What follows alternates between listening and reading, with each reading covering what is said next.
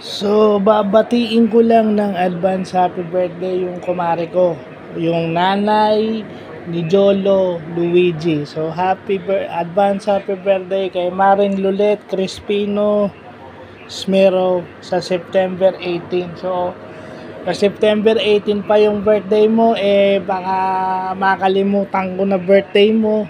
Kaya mauna na akong bumati. So alam ko namang hindi kayo nauubusan ng trabaho. May pasok o wala, nagtatrabaho kayo. So baka hindi mo na to makita ng mismo araw ng birthday mo. So mabuti ng maaga. Baka sakasakali magbukas ka ng Messenger o magbukas ka ng Facebook, nakita mo nakatag ka, galing to sa akin. So happy birthday in advance.